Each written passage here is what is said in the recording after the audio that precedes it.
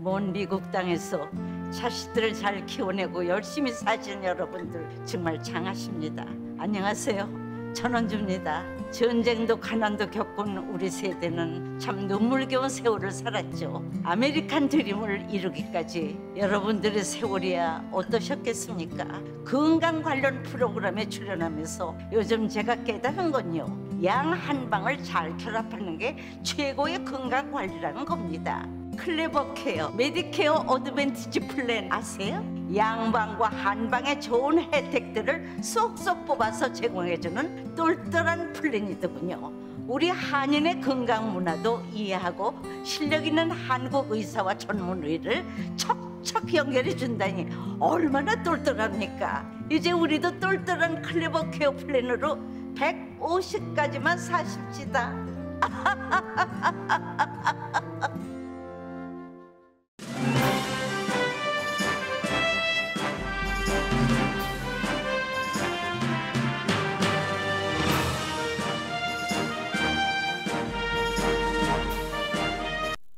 마음 따뜻한 5월, 건강하고 행복하세요. 라디오 서울이 함께합니다. 강혜신의 오늘의 미국.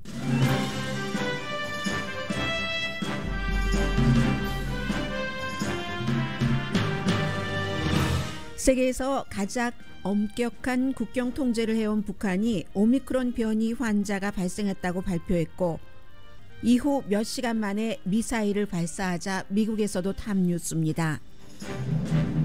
코비드-19로 인한 사망자가 미국에서 다시 늘어나고 있는 지금 바이든 행정부와 공화당은 백신 전략에서 충돌하면서 상원에서 백신 패키지가 통과되지 못하고 있습니다.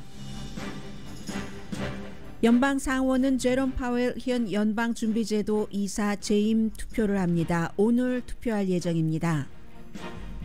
지난주 실업수당 청구 건수가 2주 연속 늘어난 20만 3천 건이었지만 여전히 노동시장은 고용인에게 좋은 환경입니다.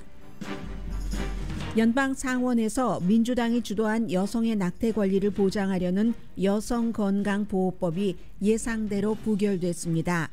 반면 낙태 합법화가 여성에게는 가장 의미 있는 경제정책 가운데 하나였다는 주장에 대한 인식 높아집니다.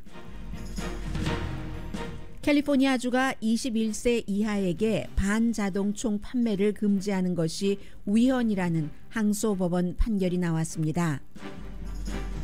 러시아와 국경을 맞댄 핀란드가 중립국 위치를 포기하고 곧 나토에 가입합니다. 푸틴이 주변 국가의 나토 가입을 막으려고 우크라이나를 침공했지만 결과는 반대 방향으로 가고 있습니다.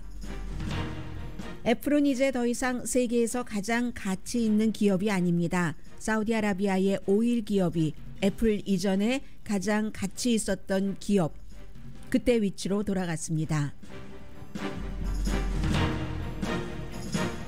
여러분 안녕하십니까? 오늘의 미국 강혜신입니다. 미국은 이제 세계를 주도하는 국가이기 때문에 오늘 미국의 탑뉴스는 핀란드가 나토에 가입하는 이제 이런 것이 이번 주 안에 신청이 될 것으로 예상되고요.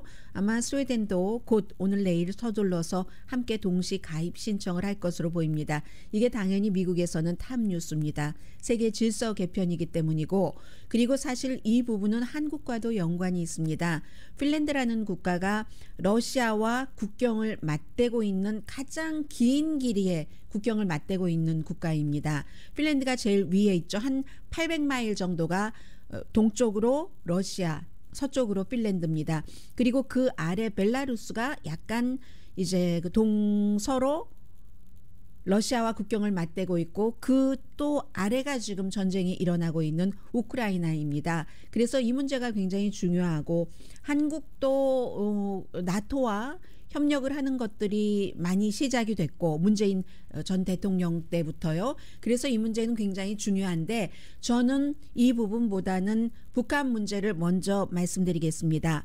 북한 이슈도 지금 미국에서 탑뉴스입니다. 북한에서는 무슨 뉴스가 나오든지 전부 세계에서는 핵과 연관돼서 봅니다. 그런데 이번에 나온 북한 문제는 코리안 아메리칸으로서는 민족적인 부분에서도 그렇고 핵 문제, 전쟁 문제에서도 그렇고 굉장히 중요합니다. 코비드-19 환자가 발생했다. 북한에서는 첫 번째 환자라고 하지만 세계 전문가들은 그렇게 믿지 않고 있습니다. 오늘 아침에 이제 그 NPR 방송과 인터뷰를 하는 어떤 그 북한 음성을 보니까 제가 그분이 어떤 분이다 하는 공지를 듣지 못했거든요. maybe 탈북자이거나 탈북자였다가 지금은 북한 문제 전문가가 된 그런 분의 억양으로 들렸는데 뭐 적어도 3만 명 정도는 있을 것이다. 코비드-19 환자가 이렇게 얘기를 하셨는데 그분이라고 어찌 알 수가 있겠습니까? 다만 지금까지 북한이 코비드-19 환자가 한 명도 없었다라고 발표하는 것을 믿지 않는다는 그런 이제 기본적인 커먼센스적으로 해석을 하시면 되겠고요. 그래서 북한이 지금 전체적으로 다 락다운을 말하자면 락다운을 하면서도 또 일은 하랍니다. 일은 하는데 집단 체제에서 절대로 옆에 사람과 가까이 있지 않고 일요일에 평양에서 누군가가 코비드-19 오미크론 변입니다. 오미크론 그 BA.2에 걸렸다 하는 것을 발표를 한 겁니다. 정말 코비드-19에 대해서는 어느 국가에서 사느냐 그리고 어떤 시기냐 이런 것에 따라서 너무나 어떠한 그 정부의 정책도 다르고 사람들의 생각도 다르다는 것을 북한을 통해서 다시 한번 볼 수가 있습니다. 유럽연합은 이제 더 이상 비행 여행을 할 때 항공기를 타고 여행할 때 마스크 의무화 안 합니다. 뉴질랜드도 7월 말에 국경을 오픈한다고 발표를 했고 미국 사람들은 4월을 기준으로 이제는 3분의 1 정도만 팬데믹을 걱정한다라고 답변을 합니다. 그래도 여전히 정부로서는 할 일이 있기 때문에 바이든 행정부와 공화당 사이에 이 코비드-19을 막으려면 돈이 필요하잖아요. 여기에 관한 서로의 충돌은 잠시 뒤에 말씀을 드리겠고요. 북한은 가장 늦게 세계에서 락다운을 한 국가입니다. 최대 비상사태를 선포하고 모든 도시와 시골 닫아라. 일은 하면서 닫아라. 전 국민 2,500만 명에게 해당되는 비상사태 선포입니다. 이웃국가 중국에서 2년 전에 코비드-19이 제일 먼저 일어났어도 발생했어도 환자가 그래도 우리는 하나도 없었다. 환자가 한 명도 없었다라고 주장을 했었던 북한의 큰 변화입니다. 일단 환자가 있다고 인정한 것 자체가 그런데 뭐 워낙에 테스트도 하지 않고 보건 시스템도 무척 약하기 때문에 북한에서는 이게 지금까지 환자가 없었다는 것도 믿지 못할 일이고 그리고 이게 크게 환자가 많이 늘어나면 어떡하는가. 왜냐하면 불과 얼마 전에 밤에 열병식 있었잖아요. 마스크 하나도 쓰지 않은 군인들의 퍼레이드 그리고 관중들은 좀 많이 동원됐습니까? 뭐 자발적으로 간 사람도 있겠지만 동원된 사람도 많은데 빡빡하게 서로 있으면서 그야말로 서로의 그 입김을 다 들이쉬고 했었던 그 공기 상황이기 때문에 큰일 나는 거죠. 북한은 백신 접종을 받지 않은 국가입니다. 어쩌면 김정은 위원장이나 최고위 엘리트는 백신 접종을 받았을지 모르지만 뭐 서방 세계 백신 접종 우리 믿지 않는다라고도 얘기를 했고 그리고 어쩌면 그것보다도 이 세계적으로 이 코비드-19 백신을 배포를 하는 그 과정에서 뭔가 그런 것이 들어가면 다른 나라 사람들이 들어가야지 되고 모니터를 해야지 되고 그게 더 북한으로서는 걸끄러웠는지도 모릅니다. 그래서 백신 접종을 받지 않은 사람이기 때문에 이게 많이 퍼지면 같은 민족인 북한 민족도 그렇지만 결국은 북한과 국경을 가장 맞대고 있는 국가는 어느 국가입니까? 한국도 굉장히 걱정이 되는 거고요. 북한과 투르크메니스탄 저도 이름을 봐야지 국가 이름을 알 수가 있습니다. 카스피해 공화국 중앙아시아에 있는 뭐 그 정도 그리고 무슨 뭐 태평양에 있는 뭐 투발루라든가 또 호주 동북 쪽에 있는 마우루 이런 섬 등에서만 몇몇 군데에서만 이 코비드-19이 거의 없다. 지금까지 그렇게 해왔는데 북한이 딱 이렇게 하고 비상사태다 하고 노동부 정치국 회의를 열고 모두 거리두기 하면서 일해라. 땅, 해상 모두 닫아라. 2년 동안 이미 국경은 닫았잖아요. 올해에 들어서 중국으로부터 어떤 물건을 수입을 했는데 박지원 한국의 국가정보원장이 지난주에 그런 말을 했었습니다. 중국에서 들어오는 열차도 이제 다시 또 그 닫아버렸다. 북한에서. 그리고 이 같은 내용을 발표를 한 겁니다. 퍼질 확률에 대해서 많이 생각을 하고 있고요. 이화여대에서 국제관계학과를 가르치는 그 레이프 에릭 이즐리 교수는 북한이 인정을 했다면 굉장히 지금 상황이 심각한 것이다라고 얘기를 합니다. 그리고 북한에서는요, 이게 국민들의 이제 건강도 중요하지만 만약에 한 명이라도 한 명은 아니고 사망자가 적어도 사망자가 나오면 그야말로 그 정권의 지존 같은 것이 흔들리는 것이라고 북한 문제 전문가가 얘기를 하고 있습니다. 오늘 뭐 여러 뉴욕타임스 등등의 매체와 이런 한국에 있는 북한 문제 전문가들이 인터뷰를 하고 있는데, 왜냐하면 북한에서는 김정은 그 위대하신 김정은 위원장의 영도 아래 우리는 어떻게 해서 세계 다른 나라에서 그런데도 우리는 깨끗했다. 사회적인 컨트롤을 그렇게 했는데도, 그토록 지독한 국제적인 고립을 했는데도 실패한다면 그건 체제의 정당성에 위험이 될 수 있다고 그 한국에서 활동하고 있는 많은 북한 문제 전문가들이 얘기를 하고 있습니다. 그래서 이제 최근에 중국처럼 샹하이라든지 이런 형태가 북한에 오면 어떡하는가, 그렇게 되는 경우 사람의 생명 위험하고요. 또 이제 공급망, 식량 이런 모든 것들 때문에 북한을 남한 쪽에서는 오히려 그 같은 민족이다 하는 쪽에서 지켜보고 있는 것이고, 크게 번지면 막을 능력이 있는가? 자연 면역도 없죠. 백신 접종도 받지 않았죠.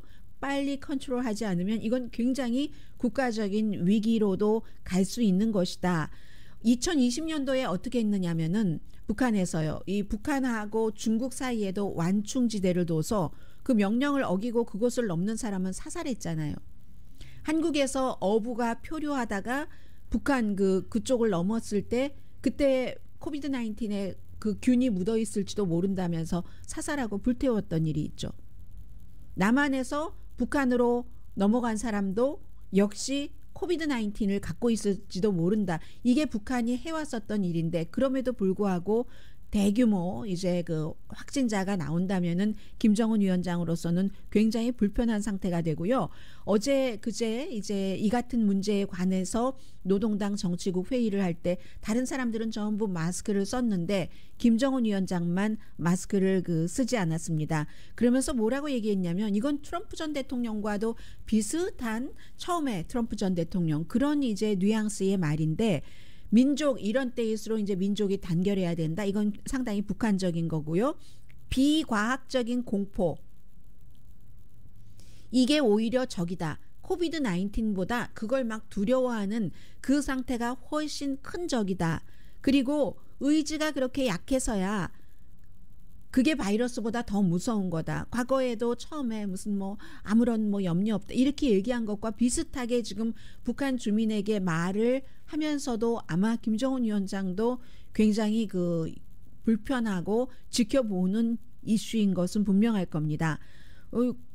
비과학적인 공포라고 얘기를 했거든요. 그런데 바이러스는 과학적으로, 그게 비과학적으로 대하는 것이지 과학적으로 하고 백신 접종도 받고 했으면 지금 조금 덜 걱정할지도 모르겠는데, 아무튼 세계보건기구의 백신 정책 지원도 받지 않은 게 북한입니다.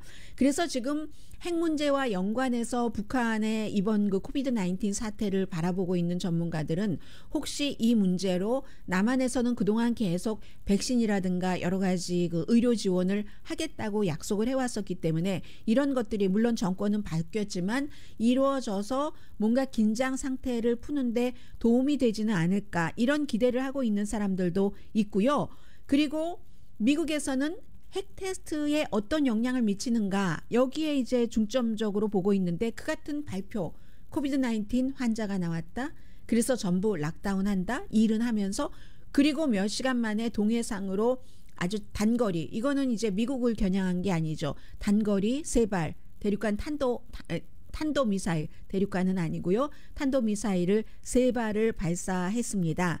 그러니까 우리는 그런 일이 있음에도 불구하고 핵 개발은 계속 해간다 하는 의지를 보여준 것인데, 그렇지만 코비드 19 상태가 굉장히 심각해지면 이건 국민의 생명과 본인의 권좌에 관한 문제이기 때문에 거기에 더 신경을 쓸 수 있는 상황이 올지 오지 않을지는 코비드 19만 알 수 있는 일일 겁니다. 그래서 지금 그런 점으로 보고요. 오히려 더 이럴 때일수록 뭐 테스트 같은 것을 해서 국민의 사기를 진작시킨다 하고 보는 전문가들도 있기는 있습니다. 16번째 미사일 발사를 올 들어서 했습니다. 아무도 우리의 미사일 프로젝트를 막지 못한다. 현재로서는 이제 이런 상태를 보여줬습니다. 북한이 이런 문제가 있고요. 코비드 19은 미국에서도 문제입니다.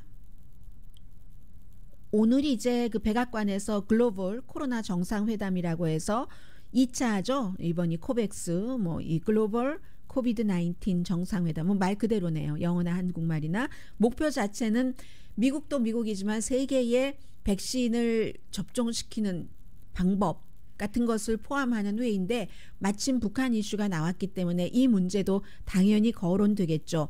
저소득 국가의 경우는 국민의 16%만이 1차 백신 접종을 했답니다. 그럼 미국 사람 같은 경우는 맞기 싫어서 안 맞았지 1차, 2차, 부스터도 1차, 2차까지 접종 받으신 분들이 계시잖아요. 그래서 이제 이러한 거 그리고 백신만 주는 게 아니라 주기만 하면 뭐합니까? 할당량만 해놓으면 뭐합니까? 이걸 어떻게 딜리버리를 하느냐 이런 여러 가지 뭐 차량 문제 등등에 대해서도 논의를 하고요. 미국은 지금 1일 사망자가 하루에 365명으로 2주일 전보다 조금 늘어났거든요. 7% 정도. 물론 하루에 수천 명 숨졌을 때보다는 굉장히 작지만 지역적으로는 뭐 로드아일랜드나 매사추세츠, 버먼, 메인은 좀 새로운 사례가 많이 일어나고 있고요. 반면에 엘라바마, 애리조나, 알칸소, 조지아, 무슨 뭐 이런 텍사스 같은 곳은 조금 줄어들었다고도 볼 수 있습니다. 인구 10만 명당 새로운 코비드 19 케이스가 10건 미만이니까 이런 지역은 아마 백신도 백신이지만 자연적으로 마스크 안 쓰고 다녀서 면역이 생긴 그런 주일 것 같습니다.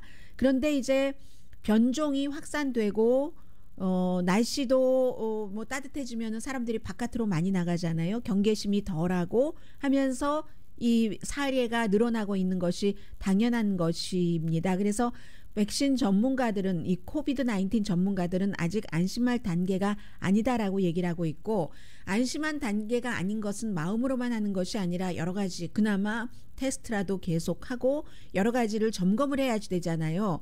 그럴 때는 전부 돈이 필요한데 지금 100억 달러 규모의 코비드 지원 패키지가 상원에서 완전히 그냥 갇혀버렸습니다. 정체됐습니다. 새로운 물결 뭐 몇 차 코비드 19 물결이 올가을에 올 수도 있다고 하는데 민주당과 공화당과 백악관 사이에 이러한 것들을 하는 정책에 대해서 좀 의견이 엇갈리는 겁니다. 공화당은 뭐라고 얘기를 하냐면 그거 뭐 해봤지만 처음에는 됐지만 오미크론 변이가 나온 이후에는 실제로 그 주장이 또 상당히 맞는 주장이기도 하고요.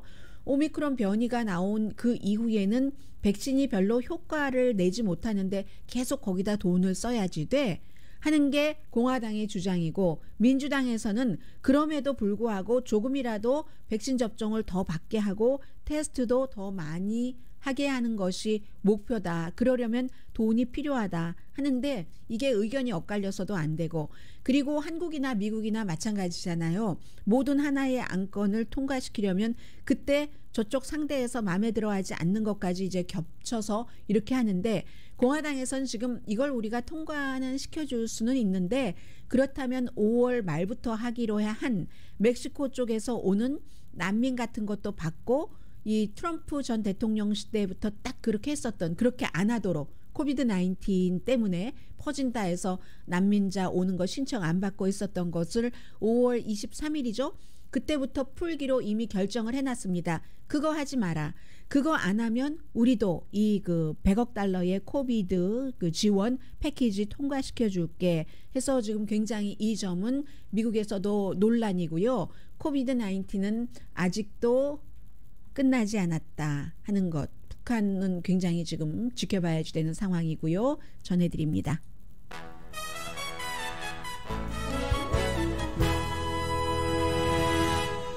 오늘의 미국은 사람을 아름답게 세상을 아름답게 피부과학 셀리온 전문가가 추천하는 이민법 가정법 전문 제인정 종합법률사무소 코지다운 갤럭시 이불은 잠이 솔솔 오게 하는 기능성 거위털 이불 전문회사 코지다운 친절하고 자세한 상담으로 절개를 최소화하는 복강경 수술 전문 장지아 외과 매일 아침 재래식으로 직접 만드는 검정콩 생순두부 수라원 순두부 덜맞이 울세라 MRT 특별 패키지로 여러분의 아름다움을 찾아드리는 미러클 레이저 클리닉 차원이 다른 샴푸형 흰머리 염색약 수화연을 핫세일 중인 한국 홈쇼핑 공동후원입니다. 잠시 뒤에는 이제 두 가지 이슈를 전해드릴 텐데 하나는 그 이슈 자체 결과는 우리가 다 알고 있었던 겁니다. 그런데 이 결과에서 미국의 민주당 의원 가운데서도 이런 예외, 공화당 정치인 가운데서도 이런 뜻으로 이런 예외 투표를 했구나 하는 것들을 알 수 있는 두 가지 아이템 전해드립니다.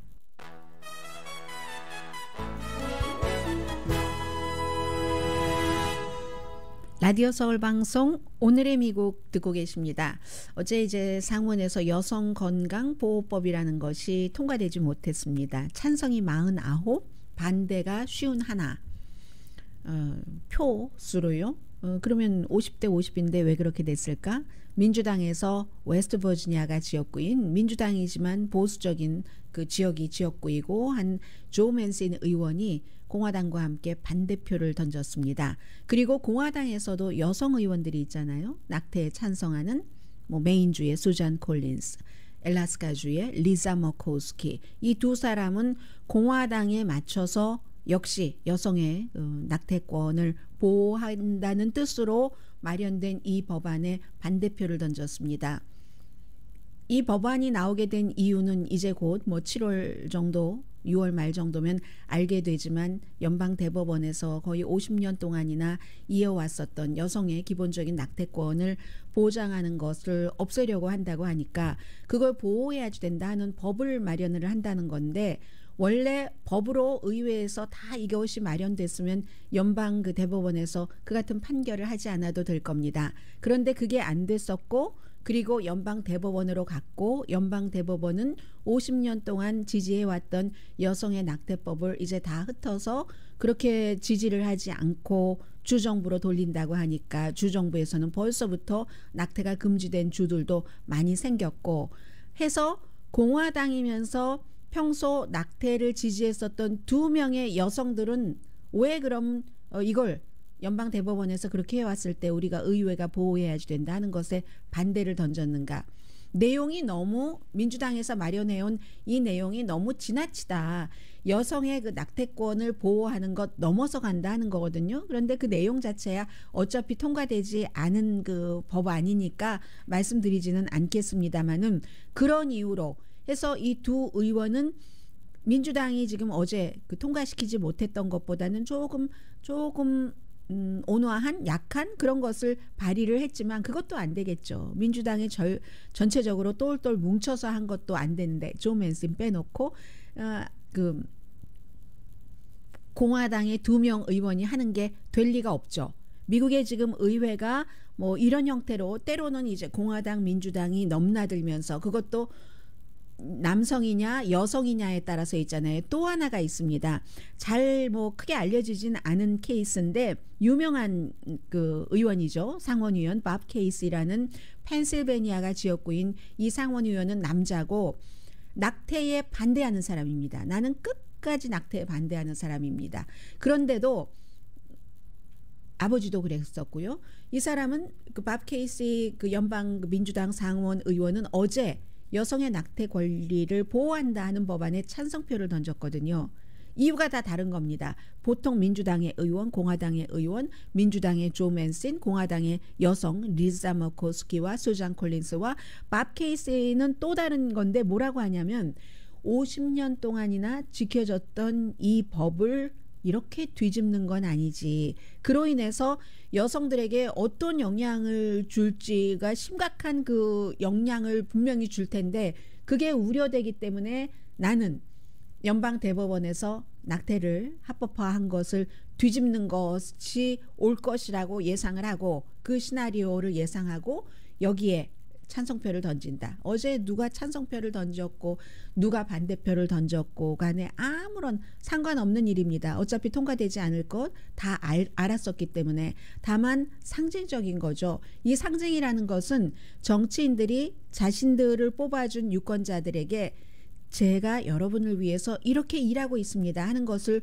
보여주는 그냥 그 정도의 수순이었습니다. 그래서 이제 척 슈머 민주당의 그 상원 원내대표는 참 신이 주신 자유에 대한 여성의 권한을 이렇게 빼앗아 버리다니 뭐 이런 얘기도 했고요. 카멜라 해리스 부통령이 미국 최초의 여자 부통령이고 최초의 소수인종, 최초의 흑인계, 최초의 아시아계 그 부통령이잖아요. 슬프게도 연방 상원이 여성의 권리를 방해하는데 실패했도다 이런 얘기를 했습니다. 하나의 법안을 가지고 통과되지 않은데도 사연이 무척 많이 들어있죠. 그런데 바로 이 연방 대법원에서 이 같은 낙태를 합법화한 것을 뒤집으면은 경제적인 여성에 대해서 경제적인 이익이 되돌아간다, 역전이 된다 하는 보고서가 지금 많이 나오고 있습니다. 낙태 합법화는 지난 50년 사이에 여성에게 가장 의미가 있는 경제 정책 중 하나였다는 게 이제 대부분의 경제 전문가들은 뭐 의견 동의하거든요. 그랬기 때문에 공부도 하고 제때 그리고 이제 또 뭐 딱 계획을 해서 아이를 낳고 그 전에 이제 뭐 일을 할 수 있게 되고 해서 연구 결과에 따르면 당연히 여성의 교육적인 면에서의 성취 뭐 경제력에 있어서 경력에 있어서 여러 가지 좋은 점 또 그럼으로 인해서 여성뿐만이 아니라 가족의 빈곤율도 감소하고 이게 낙태와 연관이 있다는 겁니다.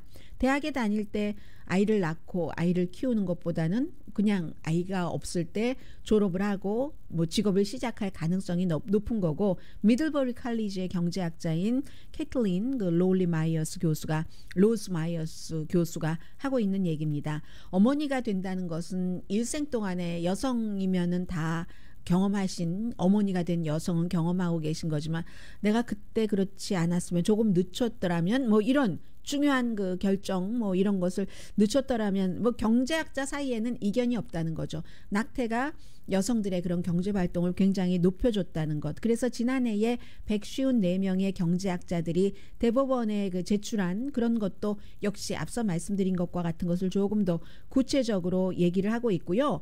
그리고 그럼 가족계획을 잘했으면 될 것 아니야. 예전에는 아주 가족계획도 없이 무조건 신이 주신 선물이니까 낳아야지 된다 했다가 가족계획을 좀 제대로 했으면 될 것 아니야. 피임을 얘기를 하는 거죠. 그런데 그게 피임을 한다고 해도 안 되는 경우가 굉장히 많답니다. 낙태를 하는 그런 그 여성의 경우에는 그런 쪽이 있고요. 아무튼 낙태를 반대하시는 분들은 뭐 초지일관 이건 도덕적으로 완전히 잘못됐고 이익이 없어. 낙태를 한다는 것은 이렇게 얘기를 하고 있고 실제로 사무엘 얼리토라는 연방 대법관이 초안을 썼잖아요. 여기에 이제 6대3으로 뭐 낙태권 뒤집는다 하는 거기에는 여성의 그 경제적인 것은 전혀 언급이 돼 있지 않다는 점. 피임법을 사용해도 미국 모든 임신의 약 45%는 의도하지 않은 임신이랍니다. 이건 이제 데이터에서 나와 있는 거고요. 그리고 이 같은 앞서 제가 말씀드리다가 중간중간 뺐는데 모든 내용을 굉장히 자세히 알고 있는 자넷 옐런 재무장관이 얘기를 하죠. 재무장관 자체도 여성이기도 하고 이 재무장관이 얘기하기를 낙태에 대한 여성의 권리를 빼앗는 것은 경제에 매우 해로운 영향을 미치고 여성들을 경제적으로는 그 면에 있어서는 수십 년 동안 후퇴시킬 것이다. 이렇게 미국의 여자 재무장관이 얘기를 했습니다. 어제 폴리티코가 보도한 것 보니까 아직까지는 5대4가 될 가능성도 있다고 얘기를 하거든요. 3명이 진보고 그리고 이제 존 로버츠 대법원장, maybe 뭐 브렉 캐버나우 이 정도가 해서 5대4 정도가 되면은 그 다음에 반발은 조금 덜 할 수가 있습니다. 5대4라도 이제 지금까지 합법화했던 그런 형태가 아니라 주정부의 권한이 넘어가긴 하지만 6대3은 너무 보이잖아요. 눈에 빤하게. 연방대법원이 정치적이야? 하면서 사람들이 막 생각을 하겠죠. 민주당이 또 열심히 밀어붙여서 안 돼. 종신제 안 되겠어. 무슨 뭐 저렇게 당파적으로 일하는 사람들에게 종신제를 줘? 뭐 임기 제한을 두고 뭐 이런 여러 가지 형태의 일. 그리고 연방대법원을 사람들이 신임하지 않게 되는 그 최고의 그 법적인 판단을 하는 기구를 신임하지 않는다는 것은 미국의 법이 약화되는 것이라고도 할 수 있잖아요. 여러 가지 이슈가 6월 말에서 7월 연방대법원이 이 결과를 발표하는 때 나오게 될 겁니다. 그나마 만약에 6대3이 아니라 5대4라면 비난을 좀 연방대법원이 덜 받을 수 있고 뭐 지금은 이제 그 하도 연방 대법관들을 사람들이 비난하니까 그 가족들까지 경호할 수 있는 이런 것이 상원에서 만장일치로 통과가 된 형태고요.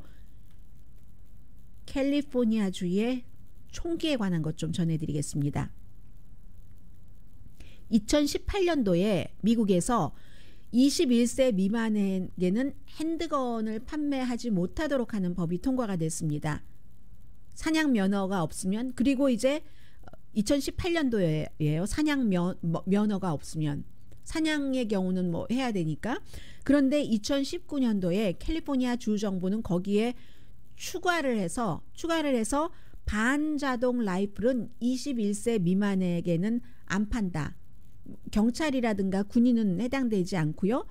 그리고 이게 캘리포니아 주에서는 사냥 면허가 있어도 안 판다. 반자동 라이플을 전혀 안 판다라고 법을 만들었습니다.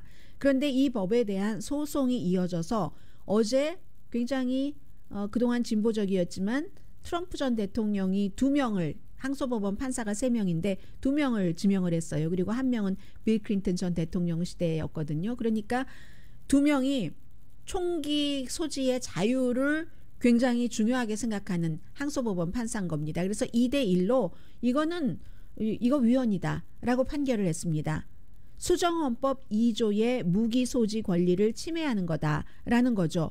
거의 전면적인 무기 소지를 금지하는 것, 이거는 아니다라고 이제 그 판결문을 쓴 그 라이언 넬슨 판사가 얘기를 하고, 미국의 젊은이들은 어떤 사람들이냐, 와 그야말로 미국이 독립하고 할 때도 싸운 그 젊은이들, 그 사람들의 영웅심 없이는 미국이란 나라가 존재했겠어? 지금 21세기의 총기에 대한 그런 것을 판결을 하는데 그 과거에 수백 년 전을 지금 가지고 나와서 이렇게 그 판결문에 썼습니다. 그게 중요하다고 이 판사는 생각을 하니까, 헌법은 여전히 젊은 사람들, 그 사람들이 희생을 해서 이 나라가 이렇게 세워졌는데 그들에게 무기를 소지할 권리를 줘야지 된다라고 얘기를 하는 겁니다. 했고요. 그리고 그런데 총기 권리 보호자들에 대해서 완전한 승리는 아니었습니다.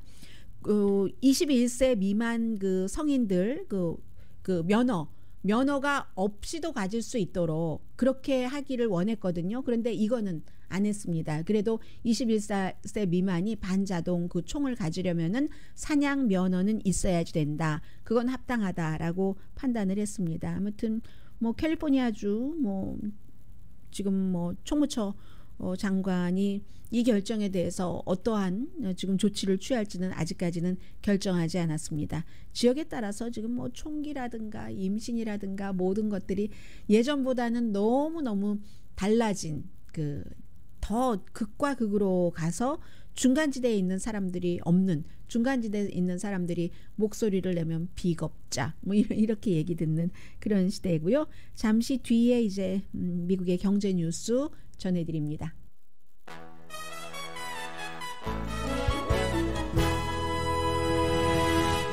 라디오 서울 방송 오늘의 미국 듣고 계십니다. 오늘 실업률이 발표가 됐는데 2주일 연속 늘어났습니다. 20만 3천 건. 그래도 여전히 노동시장은 고용인에게 좋은 환경입니다. 역사적으로 최저치라고 하잖아요. 예상은 20만 2천 건이었는데 1,000건만은 20만 3천 건이었습니다.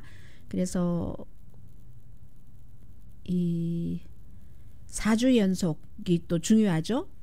실업수당 청구 건수는 지난주에 19만 2,750건으로 조금 증가했고 취업과 또 요즘 직업을 바꾸는 기회가 많으니까 그런 사람들 많잖아요. 사상 최고치인데 그래서 이제 고용주들은 이거 뭐 사람을 구할 수 없으니까 뭐 해고 아니면 뭐 이런 여러 가지를 레이업 같은 것을 최소화할 것으로 예상들을 하고 있고요. 임금은 오르고 있죠. 그 소득 4월 달에 1년 전보다 5.5% 늘어났지만 뭐 역사적으로 임금 인상은 인플레이션 때문에 소용없게 됐고 오늘 아침에 나온 것 보니까 홀세일 그 가격은요 1년 전에 비해서 11%가 늘어났답니다. 그럼 일반 소비자 물가는 8.3% 1년 전에 비해서 늘어났는데 홀세일 그 물건값은 11%가 늘어났으니까 중간에서 마진을 적게 남길 수밖에 없는 거죠. 아니면 물건의 양을 좀 줄이거나 하는 것. 이 4월 달로 끝나는 그 물가가요. 인플레이션이 12개월 동안 8.3%가 상승했다는 건 그게 우리가 그렇게 말하잖아요. 쉽게 로널드 레이건 때 그때 그해 8월 이후에 처음이야라고 얘기하는데 그때는 인터넷도 없었고요. 네, 그때는 그 스타워즈 좋아하시는 분들 많으신데 스타워즈 영화는 2편밖에 개봉 안 됐었던 때입니다. 그때 이후에 처음 이렇게 인플레이션이 8.3%라는 건데 그러니까 이런 때 안정되게 가져가야지 된다. 뭐로 확 바꾸지 말고 해서 지속성 같은 것을 생각을 해서 이 제롬 파웰 연준 의장을 재임하기로 했고 그 바이든 대통령이 뭐 지난 가을에 발표를 했고 오늘 그 투표가 있는데 아직 투표가 나오지 않은 것 같습니다. 결과가 뭐 당연히 될 것 같고요. 임기가 4년이죠. 원래 끝났죠. 임기가 끝나서 임시로 지금 임시 의장으로 2월 초부터 하고 있습니다. 69세고요. 제롬 파웰 의장이 원래 그 버락 오바마 전 대통령이 이제 연준 이사로 했고 트럼프 전 대통령이 연준 그 의장으로 했었습니다. 상원의 그 소위원회도 은행위원회에서도 3월 달에 23대 찬성 반대 1로 승인을 했으니까 뭐 전체 회의에서 승인될 것은 당연한데 그 당시에 한 사람 반대한 사람이 누구냐면 엘리자베스 워렌 민주당의 연방 상원의원은 무엇이든지 더 아무튼 소비자 측에 굉장히 극적으로 그 도움이 되는 그런 그 정책과 그런 사람들을 원하기 때문에 그런 뭐 큰 이유에서 반대를 했고요. 그리고 인플레이션 지금 뭐 하락하는 것 몇 개월은 있어야지 될 것 같다. 뭐 이런 거 연착륙이 가능한가 하는 것에 대해서 물가 낮아지면서도 경기 침체 오지 않는 이거 거의 불가능하다고 보는 사람들도 있습니다. 레리 서머스 같은 그런 그 경제인이 그런 얘기 소프트 랜딩은 현재로서는 불가능하다라고 하는데 뭐 봐야지 하는 거죠 이것도. 네, 그래서 인플레이션이 4% 이상이고 실업률이 4% 미만일 때마다 반반 인플레이션은 높고 실업률은 지금 뭐 3점 몇 %잖아요. 하니까 그때마다 그 이후에 2년 동안은 경기 침체를 겪었다는 겁니다. 경기 침체가 오지 연착륙은 없다. 이게 레리 서머스의 얘기인데 없다라기보다 정말 희박하다라는 건데 항상 지금까지 모든 게 요즘에는 경제도 그렇고 무엇이든지 과거에 했던 그대로 가는 게 없잖아요. 희망 섞인 얘기입니다. 경기 침체가 오지 않기를 바라는 그런 일들이 있고요. 그리고 지금 비트코인을 포함한 코인이 굉장히 문제입니다. 비트코인이 어제 지금도 뭐 움직이고 있는데 27,000달러, 뭐 68,000달러 이때와 비교하면 얼만큼입니까? 그리고 하루에 지금 그 코인 업계에서 2천억 달러가 날라갔습니다. 코인베이스요. 거래하는 코인베이스가 뭐 뱅크럽시를 할 수도 있다고 하고 그런 경우 소비자가 피해를 볼 수도 있다고 하거든요. 지금 그 정도이고 억만장자들도 워낙에 이런 그 비트코인을 포함한 암호화폐에 많은 그 투자를 그 했었기 때문에요. 이 부분은 아마 다음 주쯤 되면은 굉장히 뭔가 결정적인 얘기들이 나올 수도 있을 것 같고 테슬라도 뭐 그 암호화폐나 기술주나 뭐 비슷하잖아요. 그래서 테슬라도 계속 주식값이 내려가니까 일론 머스크가 뭐 트위터를 살 수 있기는 있겠어? 이런 얘기 다시 나오고 있고요. 해서 항상 거대한 것에 대한 인수합병 같은 것은 끝나봐야 한다.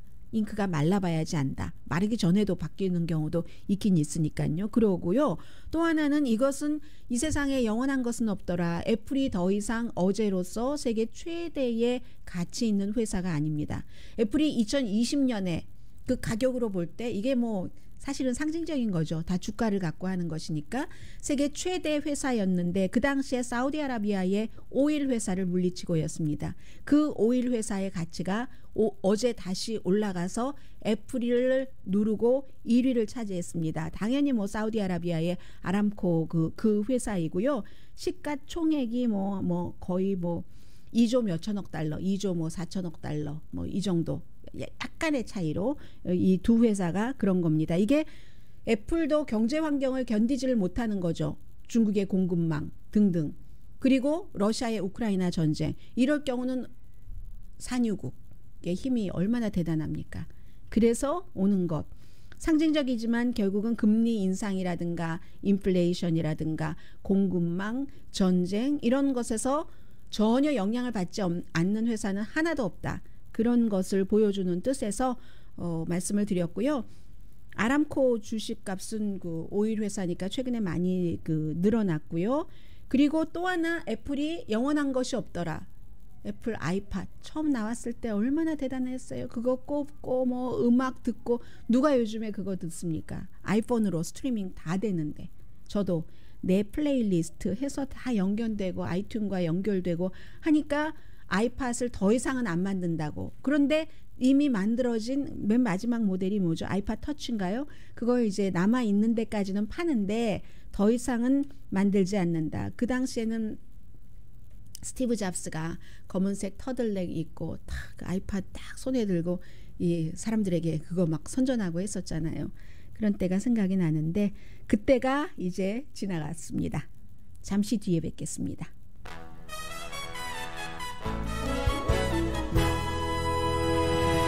라디오 서울방송 오늘의 미국 듣고 계십니다. 핀란드 그 총리와 대통령이 공동 성명을 발표했습니다. 핀란드는 총리는 여자고 대통령은 남자고 하는데 다 두 사람 다 SS로 시작이 되죠. 네, 이름이 퍼스트 네임이 발표했는데 우리가 빨리 나토에 가입하겠다 하는 건데 우크라이나 전쟁 전에는 핀란드에서 사람들이 30%만 나토 가입을 지지했는데 지금은 76%입니다. 빠르면 이번 주에 한다는 것이고 핀란드 그 의회에서 200명 가운데 180명 정도는 찬성할 것이라고 하고 나토는 1949년도에 만들어져서 지금 단계별로 한 9번째 이렇게 확장을 하게 되는 건데 핀란드가 말씀드린 것처럼 이 러시아와의 국경이 굉장히 길어요. 800마일이나 되기 때문에 다른 나라들보다 2배나 되고 그리고 그러니까 그러면 그렇게 되는 경우 블라디미르 푸틴의 고향인 그 상트페테르스부르크까지 나토군이 뭐 자동차로 한 뭐 2-3시간밖에 걸리지 않는 곳에 나토군이 주둔한다는 얘기입니다. 나토 가입들을 막으려고 전쟁을 일으켰는데 나토 가입을 서두르게 된 거고요. 당연히 핀란드, 스웨덴 뭐 중립국인데 이거 안 하고 우리도 하겠다 해서 아마 일요일쯤 같이 하지 않을까 하는데 핀란드는 국경 문제에서 스웨덴은 너무나 잘 알고 계시는 것처럼 공군이 최고로 강한 나라가 스웨덴이잖아요. 그렇게 될 경우 발트 지역에서 나토의 존재를 정말 극적으로 강화하게 되는 게 되죠. 그리고 그 사이에 당연히 뭐 러시아가 막 비난하고 뭐하고 하니까 어제 그 영국과 핀란드가 딱 그 어떤 조약을 맺었습니다. 이게 아마 6월 달에 회의 있을 때 아주 그 최고로 빠르게 가입 신청을 받아서 승인을 할 것 같은데 그때까지 이렇게 영국 군이나 모든 것이 지원을 한다 하는 그런 것들이 동맹을 확대한다 하는 게 있고요. 젤렌스키 우크라이나 대통령은 우리도 나토에 가입했다면 이렇게 당하지는 않았을 텐데 하고 한국의 경우는 국가정보원이 지난주에 발표를 했습니다. 나토의 협력 사이버 방위센터에 조인한다고 발표를 했는데 문재인 전 대통령이 2019년도에 신청을 했는데 받아주지 않다가 이번에 이제 우크라이나 사태도 있고 해서 그런지 그것을 승인을 해줬습니다. 그리고 6월 달에 나토 회의를 할 때 한국도 초대됐죠. 일본, 뭐 호주 다 초대가 됐기 때문에 이게 그쪽으로 한국 같은 곳도 한국이 아마 나토에 가입하는 아시아의 첫 번째 국가가 되는 게 아닌가. 핀란드 국경 마주대고 있습니다. 한국도 러시아와 국경 마주대고 있습니다. 이런 공통점이 있고요. 오늘의 미국은 사람을 아름답게 세상을 아름답게 피부과학 셀리온 전문가가 추천하는 죄인정 종합법률사무소 거위터 리블 전문회사 코지다운 복강경 수술 전문 장지아 외과 검정콩 생순두부 수라원 순두부 여러분의 아름다움을 찾아드리는 미러클 레이저 클리닉 흰머리 염색약 수화연을 핫세일 중인 한국 홈쇼핑 공동펀이었습니다. 10시에 좋은 아침 좋은 하루 방송됩니다. 사우스캐롤라이나주에서요. 같이 살던 여성을 살해하고 매장하다가 뒷뜰에다가 어떤 그 남성이 심장마비 걸려서 숨졌답니다. 강희신이었습니다.